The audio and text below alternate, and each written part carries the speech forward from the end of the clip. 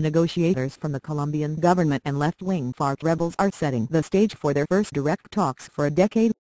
After almost 50 years of conflict, the two sides are launching the peace process at a hotel in Norway, with negotiations expected to last months.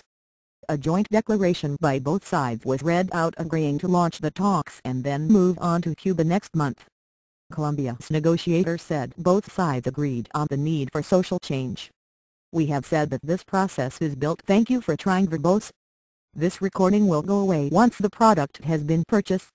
On other processes that have taken place before, Colombian chief negotiator Humberto de la Calle told reporters. He explained that the launch of Thursday's talks was the second part of the process following initial exploratory negotiations that began in February.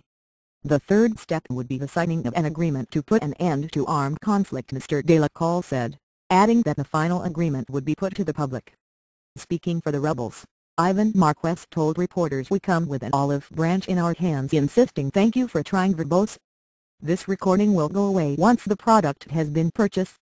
That the FARC was seeking a stable and lasting peace. 3 attempts have already been made to end the conflict, the last initiative falling apart in 2002, 3 years after it began. The talks will start in Norway and move to the Cuban capital, Havana, from the start of November. The launch of the talks began with a news conference involving a number of the intermediaries from both Norway and Cuba, the two countries acting as guarantors of the process. The negotiations are due to focus on 5 key areas: the "thank you for trying verbose," "this recording will go away once the product has been purchased," and of armed conflict, land reform, guarantees for the exercise of political opposition and citizen participation, drug trafficking, and the rights of the victims of the conflict. But the joint statement spelled out that the issue of rural development would be the first issue and would be dealt with from November 15 in Havana.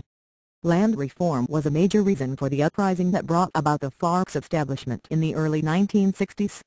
The FARC negotiator told reporters that much of Colombia's land had been stolen by state terrorism.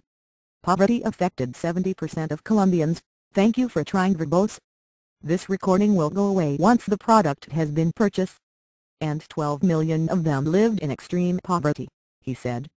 The FARC originally set out to overthrow the government and install a Marxist regime, but in recent years has become increasingly involved in the drug trade to raise money for its campaign. It is thought to have some 8,000 fighters, down from about 16,000 in 2001. Colombian President Juan Manuel Santos has rejected rebel calls for a ceasefire, saying military operations would continue until a final agreement was reached.